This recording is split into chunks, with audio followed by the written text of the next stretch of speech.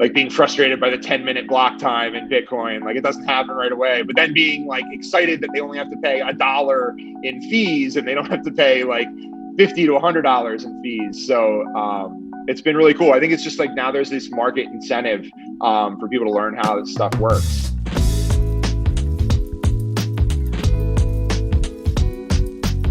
Matt, back again, another week, another podcast, man. Who we got lined up? Man, I'm really excited for this episode. We've got Joe Looney, founder of Rare Pepe Wallet and co-founder of Rare Pepe Foundation, one of the true OGs in the space. He was leading a crypto art revolution on Bitcoin back in 2016, long before the current NFT craze. And it's been really interesting to see Rare Pepe is gaining more traction and more awareness in recent months. What excites you about it, Sam? Yeah, I mean, I think Joe is he's a godfather of NFTs. I think some of his contributions in this space have literally paved the way for where we're at with NFTs today. So it truly is an honor to speak to a true OG. Really excited, cover lots of ground in this episode. So before we get into it, do want to encourage you though, NFTnow.com. You can sign up for our newsletter where we simplify the market into actionable insights once a week. You can sign up for that newsletter once again at NFTnow.com. But without any further ado, Joe Looney. Joe, how's it going, man? Going good. How are you guys doing? Doing great. Glad to finally get you on the NFT Now podcast. You know, I think there's a lot of really interesting things we can dig into today. For those who may not be as familiar with your story, I'd love to just kick it off by hearing a bit about your journey into Bitcoin and founding the Rare Pepe Wallet and Foundation. Sure. I'm class of 2013 Bitcoin. I got into it kind of early that year and watched the run up to $230 and the big dump back down to 100. And I was kind of hooked from that point on. I got really interested in a project called Mastercoin, which turned into Omni. A lot of people are familiar with Tether. Tether was created on Omni, so that's kind of like going back in time to that. Basically, what that was it was a layer a token layer built on top of Bitcoin. So that led me to Counterparty, which is another token layer on top of Bitcoin that launched in January 2014. And I was just kind of hooked ever since. As soon as their wallet launched and everything, I was just nonstop playing around with it. And I'm not a software developer by trade. I'm actually a mechanical engineer, so I kind of come at things from a little bit different angle, very much more functional rather than, aesthetically beautiful. So, and you'll see that in like Rare Pepe Wallet. It's like very functional, but not really like it's like a mechanical engineer built it, you know? So, so I was involved in Counterparty during the bear market from 2014 into 2017, and in the fall of 2016, being in the Counterparty Telegram chat, and everyone's kind of sick of talking about the price because it's just been going sideways for almost 2 years at that point. And someone just dropped the Nakamoto card. That's the Rare Pepe that people might have seen kind of selling for like $500,000-$600,000, you know, like kind of getting the headlines. I saw CoinDesk had an article about it. And from that point forward, everybody wanted to make Rare Pepes. Once they saw Mike made one, they're like, well, we can make them too, you know? So I had being in this space, being into Counterparty for the 2 years prior to that, I had actually built a couple wallets to kind of interact with. The important thing to remember is that a Counterparty wallet is a Bitcoin wallet. So it's like you can build them with the libraries you would build a Bitcoin wallet with, and just kind of add a little sprinkle the Counterparty part on top. And so I actually took a wallet that I had already built and reskinned it as the Rare Pepe wallet, and we started letting people submit new Pepes, and it kind of just took off from there. And it was actually a pretty big project in 2017. A lot of people were talking about it. I remember Fred Wilson getting asked about it at Consensus. It was kind of like it was just a funny thing for people to talk about. So it always got brought up in that context. And I think during the last bear market, that's kind of 2018 to 2020, everyone just, I mean, it was around, but a lot of people just kind of forgot about it. So when NFT Mania kind of kicked back off again, it was one of those projects that like, it's really not that long ago, you know, in the grand scheme of things. Like we just had the 5-year anniversary of the drop of the Nakamoto card. So really like not that long at all, but it's just slowly been being rediscovered, I think, among just NFT collectors in general. Yeah, no, that's absolutely incredible. And I mean, I'm sure from your perspective too, I mean, having been in the game, in the market for so long, I mean, what was it like seeing the NFT Mania and seeing the boom starting earlier this year? What do you feel really kind of like led to it happening? Yeah, I mean, I think in like the timing wise, I mean, a lot of it was everyone being stuck at home, right? I think that's probably the common theme. You see everyone stuck at home, and that's when crypto started. I think in a lot of ways, the NFT bubble, or I mean, I hate to call it a bubble, but it's like the bull bear cycles, right? The bull part of the cycle happening. It happens in conjunction with like cryptocurrency in general, right? So you saw Rare Pepe's got really popular as we went into the bull run in 2017, and then kind of the bull run starting in 2020. It was almost like NFTs kicked it off. It felt like in a lot of ways. And it's been really validating to see. I mean, when we launched Rare Pepe Wallet, I mean, a lot of people just prior to that, I mean, people looked at tokens from the ICO perspective, right? It was the utility token. It was these things that had were almost like a currency on another network, right? They were just altcoins in a lot of ways. And I think Rare Pepe's broke the mold on that a lot. And I mean, there were actually a couple other projects on Counterparty kind of leading into Rare Pepe's, like Spells of Genesis and Forces of Will was another card game that built on there. But Rare Pepe's was really the first time anybody could create one. And I think that was like the really unique thing about it. And what's really cool with Rare Pepe's is like, you don't have to be a great artist to make one. And like, you can see that going through the directory, like, it really doesn't matter. I mean, and a lot of my favorite ones are the ones that aren't made by great artists, you know? So I think that it was really accessible, and I think that's what drew so many people to it. And I mean, there's hundreds of artists that made Rare Pepe's in the time that we had the directory open for submissions. So it's been the latest NFT Mania has definitely been like very validating as far as like that use case being, it's like we knew we were onto something, but I definitely didn't think it would get as crazy as it did, as fast as it did in the last year or so. I mean, it's been kind of like seeing it go mainstream. Like it's like the reminder. It reminds me of the Today Show, like talking about email from years ago. You know, it's like they're talking about NFTs now, like trying to figure out like what are these things. You know, and so it's kind of really funny to see that happening as quickly as it seems to have happened. Absolutely. And, you know, it's amazing kind of looking back and realizing how much has happened. And as you said, such a short amount of time, it's really relative. Like the space moves so quickly. Things are, things are very relative, in terms of like 5 years seems like, 5 decades ago. I know that, during kind of like the boom in mainstream attention, I know you were vocal about the fact that it did seem that Rare Pepes were not necessarily getting like the recognition that they deserved. And they were kind of getting glossed over in like the history, sort of like the people looking back. And, I'm curious to hear your thoughts on why do you feel like Rare Pepes have not necessarily gotten the recognition that they are due?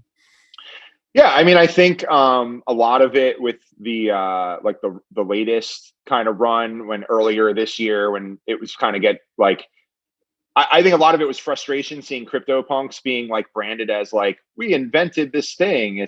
They're like, we created the first NFTs. It's just kind of frustrating from the point of view. It's like, no, you didn't. Like, yeah, you created them. Like what then became, and I mean, the term NFT was a CryptoKitties invention, right? I mean, that was, so even like that term was created later. So yeah, I mean, I think because it's not on Ethereum, and I think a lot of that kind of all the big run-ups were NFTs built on Ethereum. Like the term NFT came from an Ethereum project, like and that's kind of like has taken most of the market share. But I do think what's been happening, which has been really interesting to watch, is that as Ethereum fees get so high, which is another kind of funny thing to see, because back years ago, people were like, don't build on Counterparty, which is what Rare Pepes are built on. Build on Ethereum because it's so much cheaper.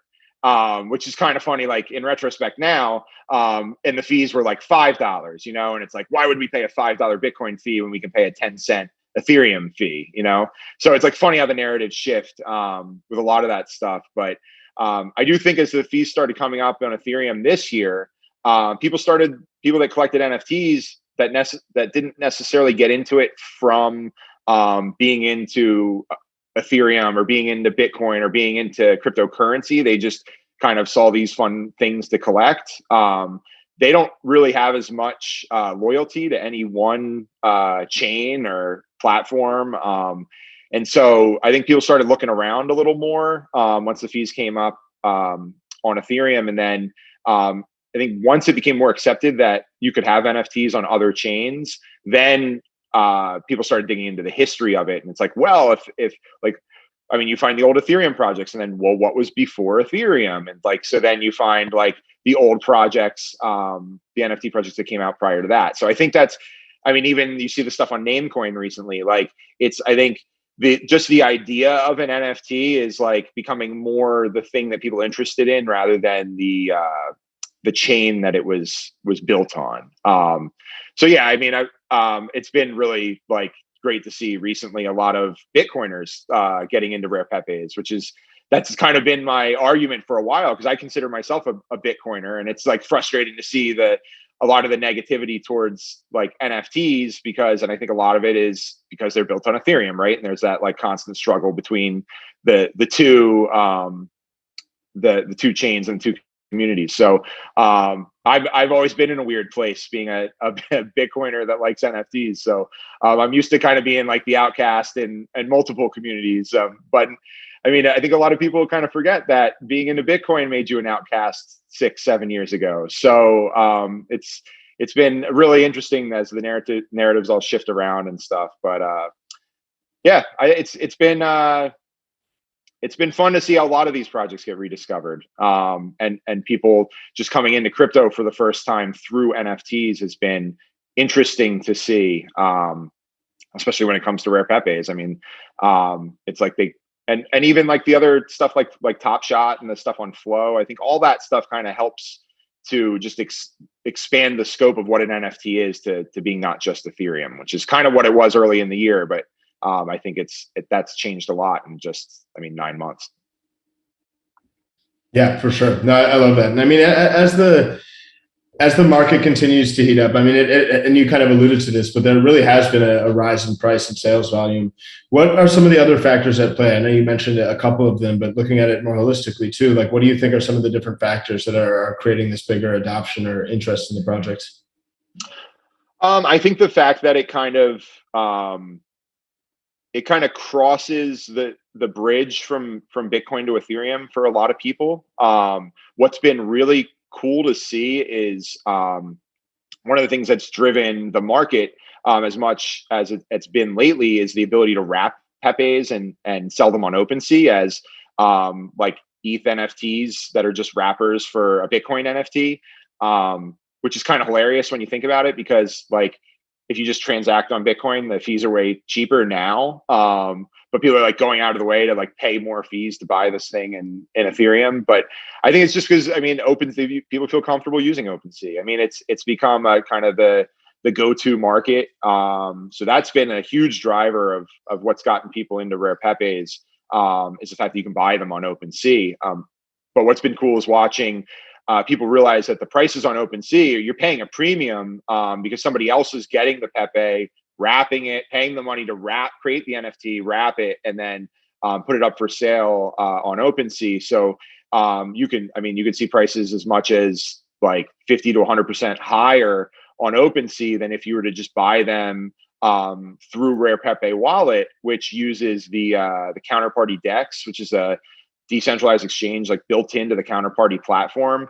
And And so watching people realize there's this arbitrage opportunity, and then having to learn how to use Counterparty and Bitcoin, and it's been fun to see how there's now this is market incentive to like learn how to use Counterparty, like learn how to use Bitcoin, and a lot of the frustrations that it's funny, like because some people like really have never used Bitcoin that are into NFTs on Ethereum, and then they get into Rare Pepes, they find there's this arbitrage opportunity, and they go, well, we want to find out how to buy them cheaper so we can make that that difference in price by selling them on OpenSea, and like being frustrated by the 10-minute block time in Bitcoin, like it doesn't happen right away, but then being like excited that they only have to pay $1 in fees and they don't have to pay like $50 to $100 in fees. So it's been really cool. I think it's just like now there's this market incentive for people to learn how this stuff works. So that's why we've seen a lot of that's like what you alluded to earlier, the kind of the drive in the I had tweeted I guess yesterday about how the Counterparty DEX, which is an on-chain marketplace on Bitcoin, has its highest volume ever for any month, just in the first like 20 days of September. And that's just goes to show like it works and it's usable. It's just people never had the reason to go use it beyond the like smaller Rare Pepe community. And now you've got this much bigger community of NFT collectors in general that are getting into the vintage NFTs from 5 years ago, you know? So I think a lot of that's been what's driving it. And then just Bitcoiners getting excited about big NFTs on Bitcoin and kind of discovering Rare Pepe for the first time and not realizing it's like, hey, this thing's been around for like, this was like, in a lot of ways, the beginning of crypto art as we know it was Rare Pepes. And so I think once people that are into Bitcoin realize that, they go, oh, maybe NFTs are all right. Like maybe I can check these things out. They're like, it's funny.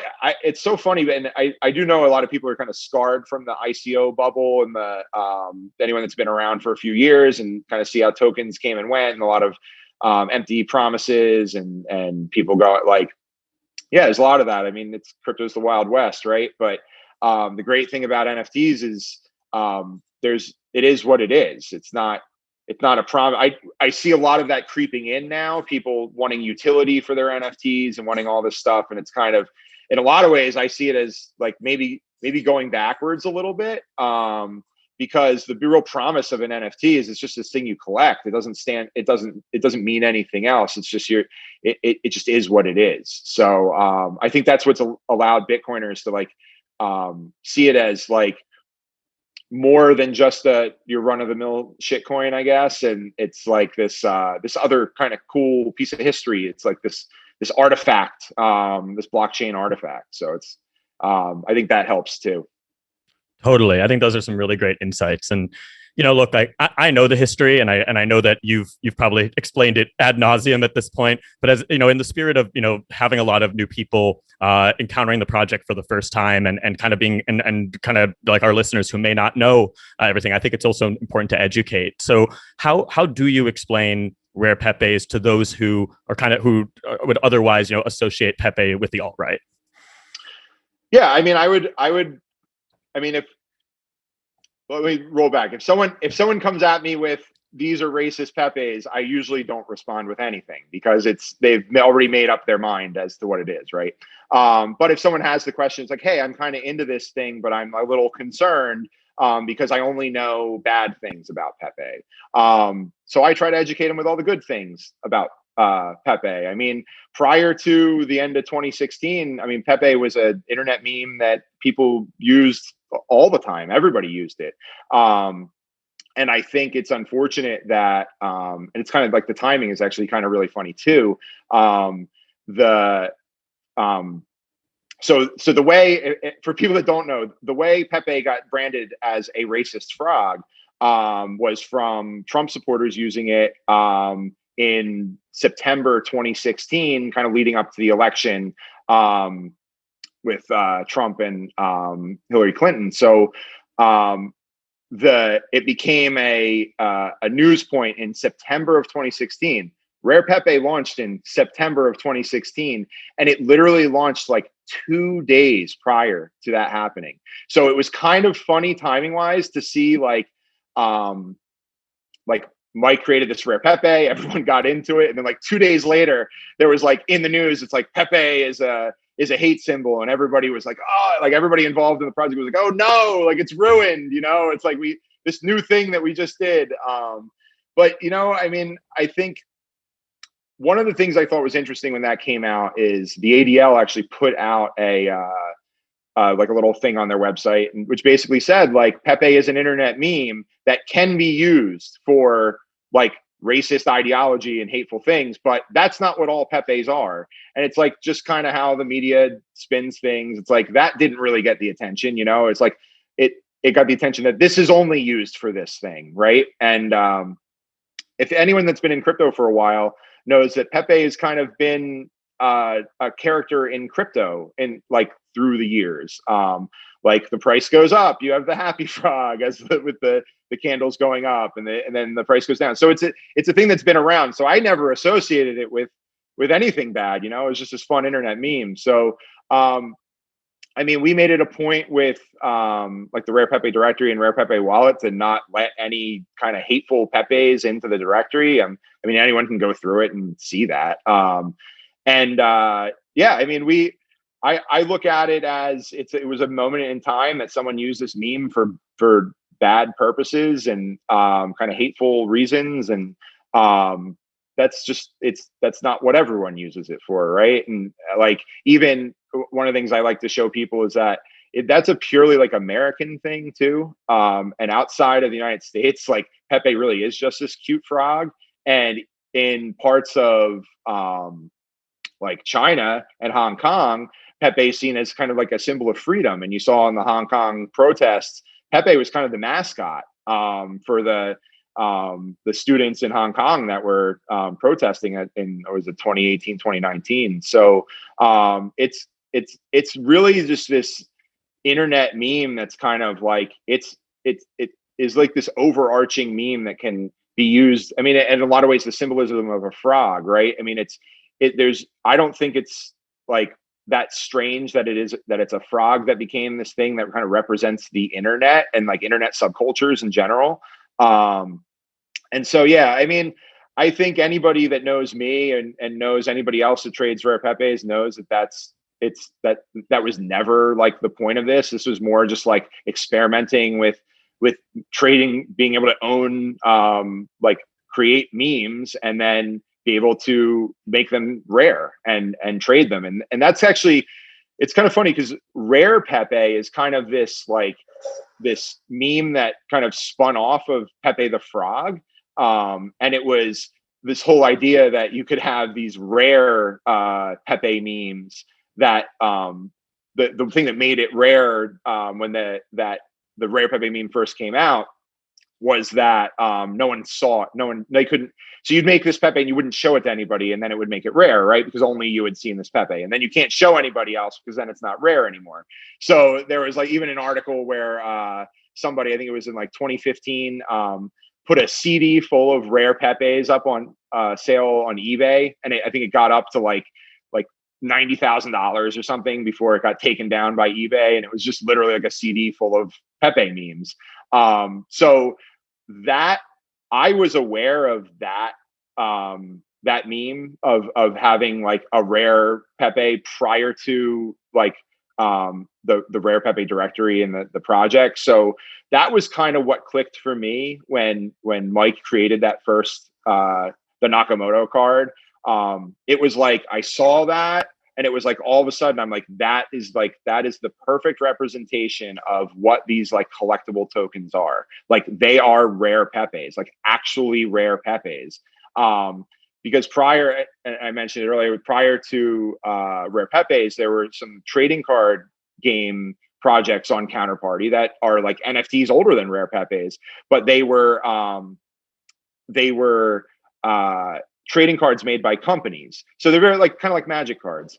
And I personally was never really into them. I didn't really collect them. I was not of the opinion that was a like interesting use case for tokens when that first came out, and it was that seeing that Nakamoto card that I made that connect. It was like that connection just clicked for me, and it was like, oh, and it's also what's also kind of funny is like Spells of Genesis came out over a year before Rare Pepe's. I think it was like March or April 2015, and over that kind of year and a half before the Rare Pepe project started, people in the community would ask Shaban, who ran Spells of Genesis, like, hey, could we make our own Spells of Genesis cards? Like, could we send you art?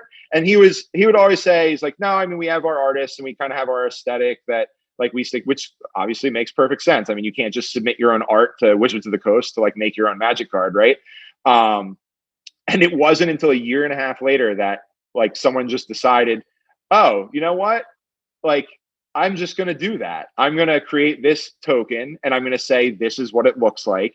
And that was the Nakamoto card. And it was like, everybody else was like, oh shit, like we can just do that. We can just do it ourselves. We don't need like this company's permission to do it.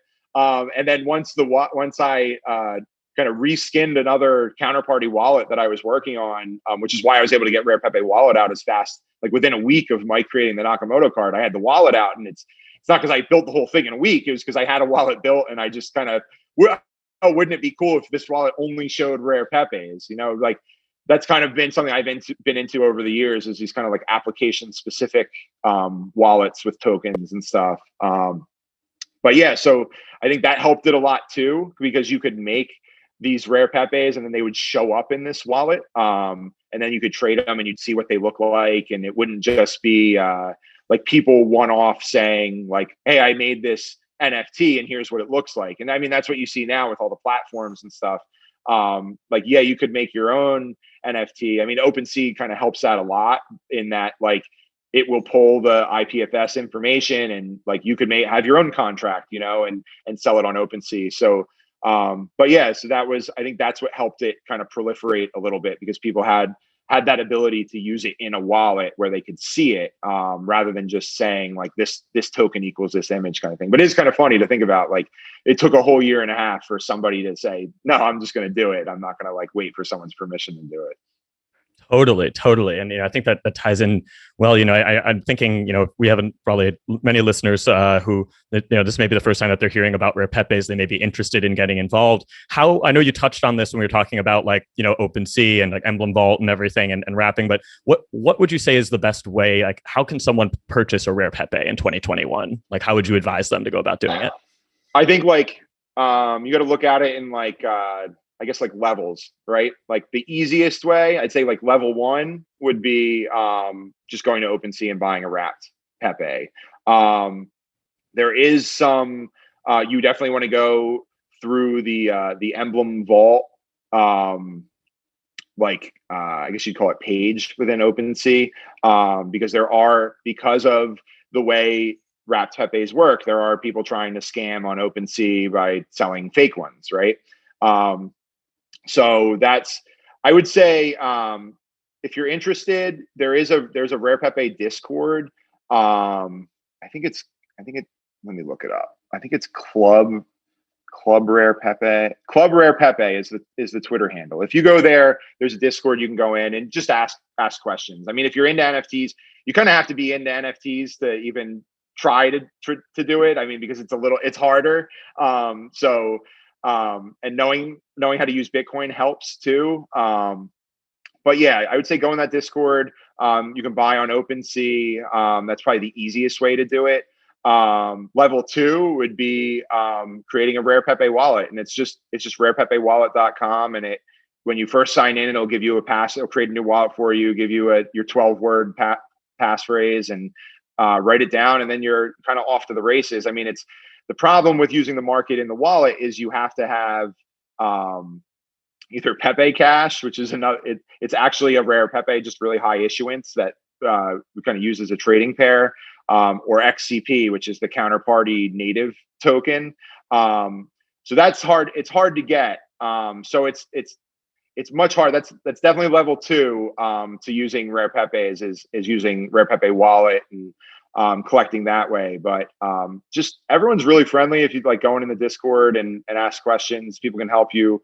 There is a Telegram. We did everything through Telegram years ago when Rare Pepe started. So there's a Rare Pepe Telegram group. I'm pretty sure you can find out how to get there through the Discord. So I'd say that would be your best bet to get in there. And people are pretty helpful, and they'll help you out to get you started. But it's not for the faint of heart, right? It's a learning experience for a lot of people. It's like I almost it's like going on an adventure, right? It's like there's some bumps in the road and some like wrong turns you could go down, but once you figure it out, it's very satisfying, and it's fun, and it is a lot cheaper than just like collecting NFTs on OpenSea, because the fees are much lower. I mean, that could change any day. I mean, you never know what Bitcoin fees could do tomorrow, but right now, I mean, they're nice and low. So it's a good time to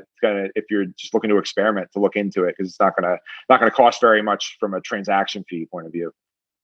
That's amazing.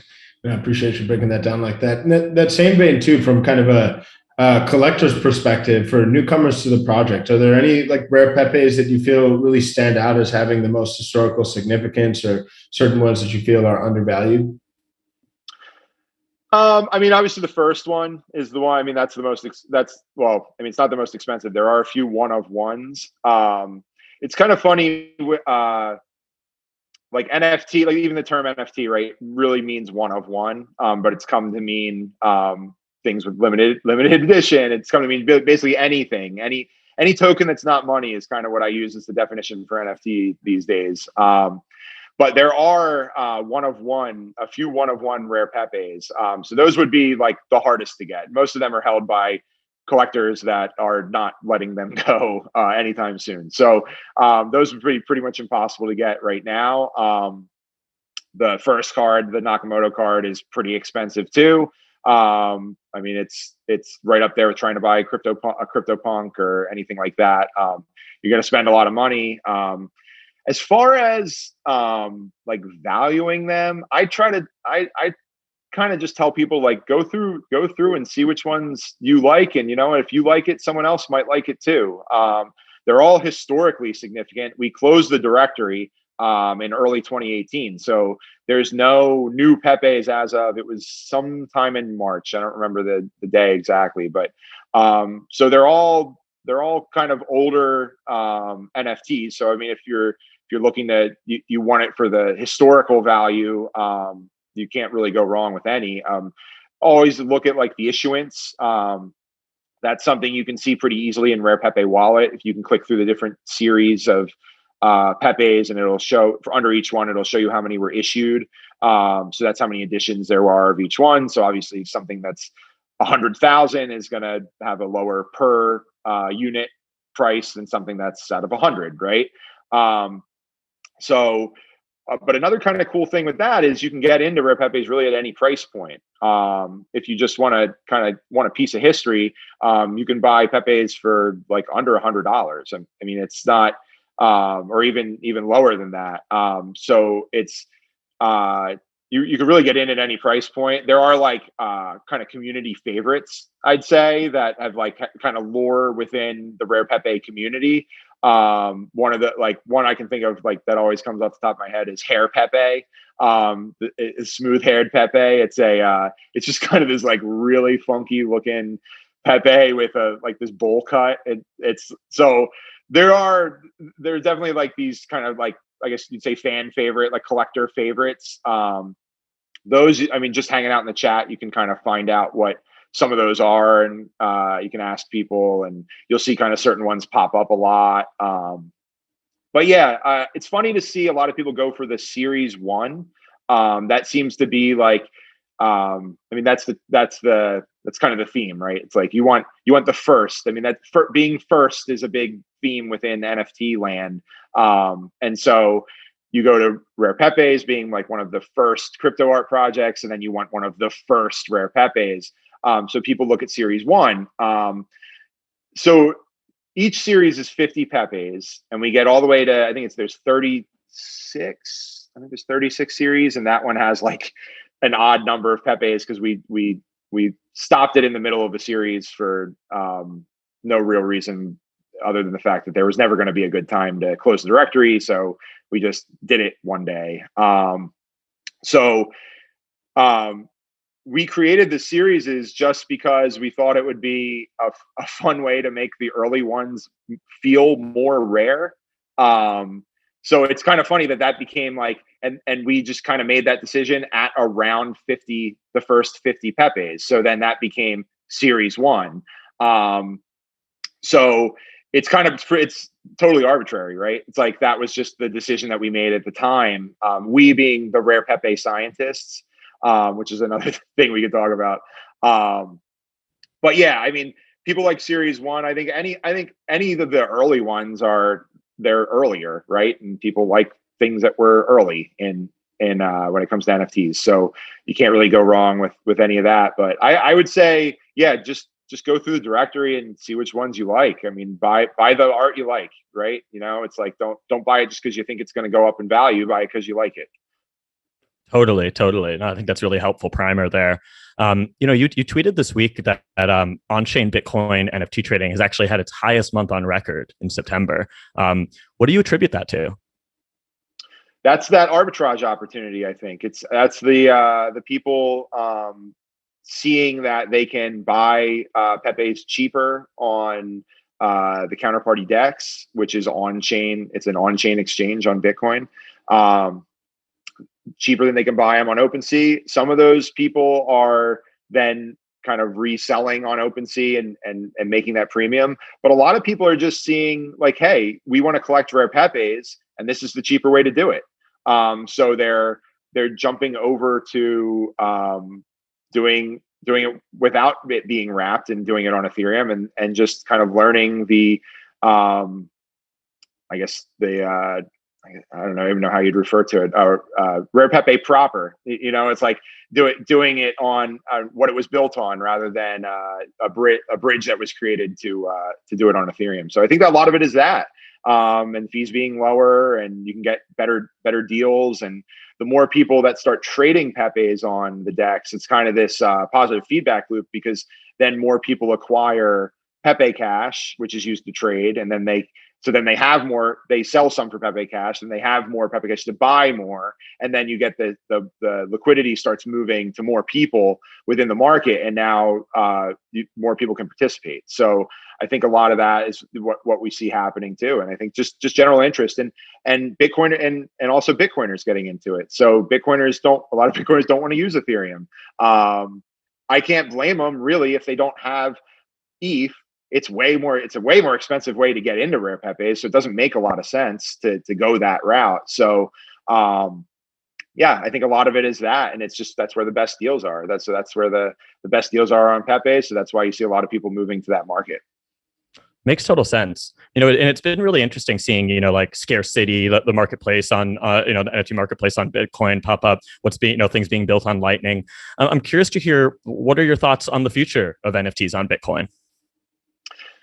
I think Pepes are a piece of history as far as these like older projects, these kind of artifacts. I think Counterparty will continue to exist as long as people are collecting Rare Pepes. There's an incentive to keep it going.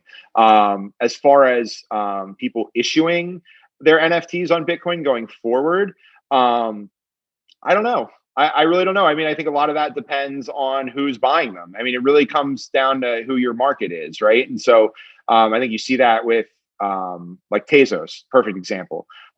You've got artists that don't want to create their NFTs on ETH. They want to do it on Tezos because it's a cleaner NFT. I mean, that's debatable, but that's kind of the narrative, right? It's a cleaner and it's cheaper, so it makes sense, right? It's just a much cheaper option. And so if you collect that artist's work, you've got to go to Tezos to get it. And I think in a lot of ways, when it comes to Bitcoin NFTs, it's going to really depend on like what artists decide that, hey, we want to create our art on, and if we want to make NFTs, we want them to be on Bitcoin. We think that's the that's the thing that's going to persist the longest. So we want our NFTs to exist there. Or they like Bitcoin, they don't like other platforms. So I think that'll be. I think it's. I don't know. I have no idea. I think it's what the thing that Bitcoin NFTs, specifically stuff built on Counterparty, needs is more developers. So until we get more developer mind share moving over, and developers kind of devoting their time to learning how to use it and how to build on it, then it's going to be really hard for artists and stuff to come over and start using it. But I mean, if people see value there, people will build on it. I've kind of come to the conclusion. I'm not trying to. I'm just going to let it happen, and what people want to do. I mean, I can help guide people as much as I can, but who knows with this space, right? It's like you never know. Bitcoin fees could be $100 tomorrow, and ETH fees could drop down to $10 for no good reason at all, right? So and that drives a lot of people moving around, and I did always expect that people would kind of rediscover Rare Pepes. I mean, that's the great thing about building on blockchains, especially something like Bitcoin. It's there for people to find, right? So I definitely didn't expect as much uptake from the general NFT collector community on Rare Pepes. Like, I thought maybe some Bitcoiners would come over, maybe some people that would be more open to NFTs existing on anything that's not Ethereum to come over, like maybe people that have a trade on Tezos that like they're open to these different chains. But I think one of the things that surprised me the most with the NFT Mania is the NFT collector that doesn't care what chain their NFT is on. Like, that's really surprised me the most, because coming from it it's been an evolution from cryptocurrency to NFT platforms, and then people that come in just for the NFTs and don't really care. That's been most surprising to me. I think it's great. I think it's great for the ecosystem in general to have. I think NFTs have really helped crypto in general. And so, yeah, I think the more people that come into it, the more people that want to learn about it, I think you'll hopefully see people start building around Counterparty and building. I think there is some value to issuing your art on the platform that crypto art began on. There's certainly a story there, and it's a lot of what like NFTs and art in general are about, right? It's the story. So I think there's more stories to be told when it comes to Bitcoin NFTs. Excited to see you keep telling them, man. So really appreciate you coming on today. I think it's been an absolute pleasure, and obviously super grateful for everything you've done and continue to do, man. So Joe, thank you so much, man. Yeah, thanks for having me on. It's been fun chatting with you guys. Definitely. Take care. Matt, really enjoyed that episode. Such a smart guy. So many great contributions and what he's built. What stood out to you? I just love the historical perspective. I mean, even though it's only been 5 years, so much has happened in that time. And it was so interesting hearing about those early days and, sort of the recent uptick and rediscovery of this historic project. I think he brings a really, really valuable perspective to the table. And I'm really excited to see, as more people enter the space, where sort of Rare Pepes fits into the historical story of NFTs. 1,000%. So super grateful to have had him on. As always, thank you guys for tuning in. If you haven't already, definitely be sure to go sign up for our newsletter at nftnow.com, where we simplify the market to actionable insights once each week. But that's all for today. We'll be back next week. Appreciate y'all. Peace.